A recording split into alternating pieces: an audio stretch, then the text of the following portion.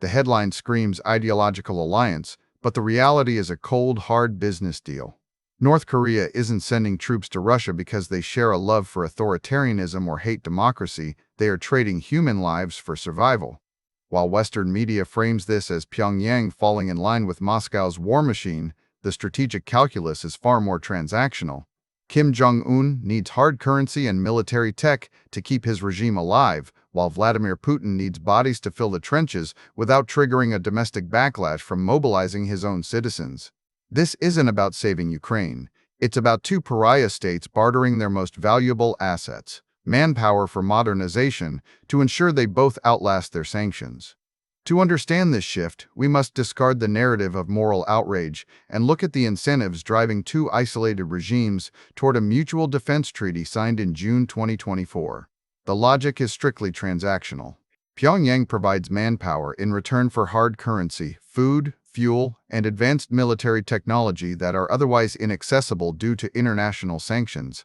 This arrangement represents a calculated exchange of regime survival rather than an ideological alignment with the West's enemies or allies.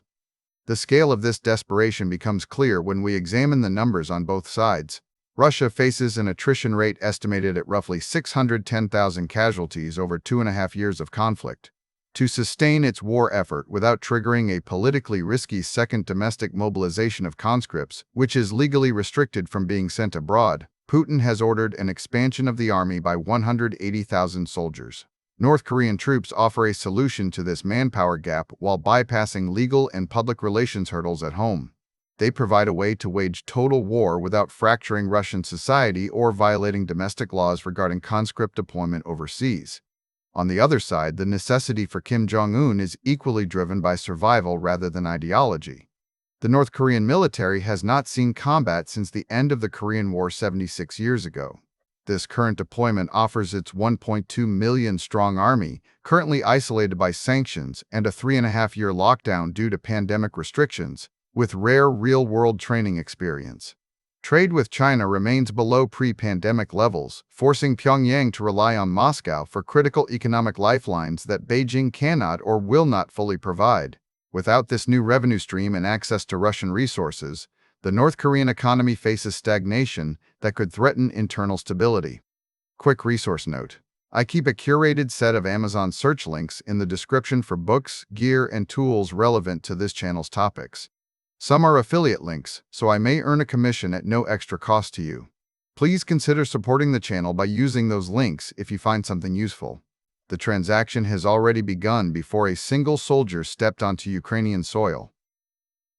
The Democratic People's Republic of Korea has supplied over 8 million rounds of artillery shells in calibers 122 mm and 152 mm to support Russian operations. They have also delivered ballistic missiles that are crucial for Russia's long-range strike capabilities.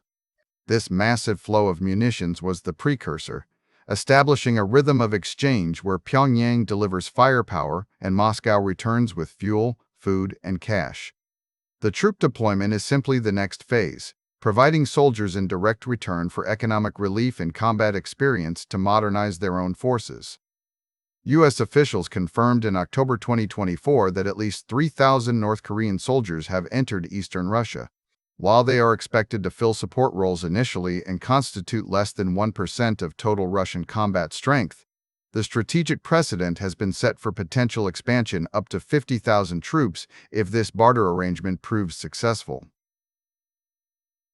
This is not a symbolic gesture. It is a scalable model where human capital from Pyongyang meets industrial capacity in Moscow. If the trade works as intended, we will see numbers jump rapidly, turning Ukraine into a testing ground for North Korea's military modernization and Russia's manpower strategy simultaneously. This reframes the entire conflict from a moral struggle between democracies and autocracies into a grim lesson in realpolitik. For the viewer, understanding this barter logic explains why two isolated states are deepening ties despite global condemnation. It reveals that sanctions alone do not force regime change. They often just push regimes to find alternative partners who offer what you need most: survival. The stakes for Ukraine and the West aren't just about losing a battle in the trenches, but about validating a model where pariah states can bypass isolation through direct resource for labor exchanges. When moral norms are discarded for strategic necessity, global power competition fundamentally alters its function. We are witnessing the emergence of a new operational mode where economic statecraft is replaced by raw transactional survivalism.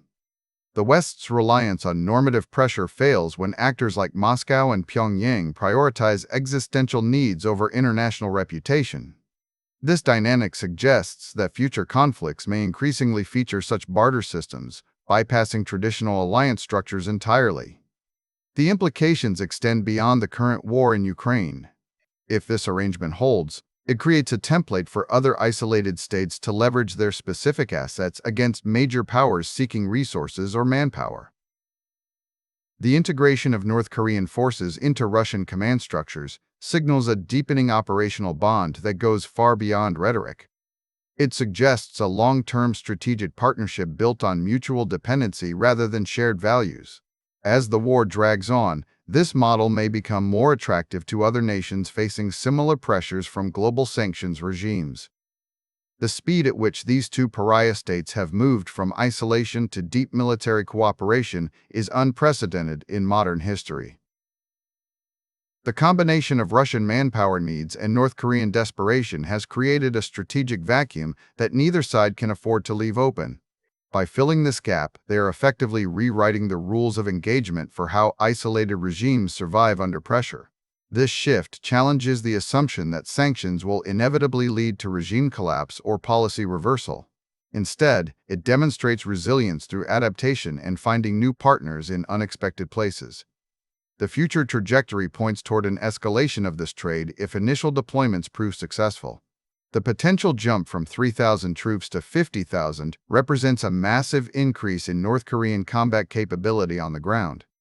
This would not only alter the balance of forces in Ukraine, but also provide North Korea with invaluable data and experience that could reshape its military doctrine for decades to come. For Russia, it offers a sustainable source of manpower that does not require domestic political capital. Thanks for watching all the way to the end. I am a one-person team working hard to make each video better than the last. Subscribe if you found value. It is the best way to show support. Drop a comment with your biggest takeaway. See you in the next video.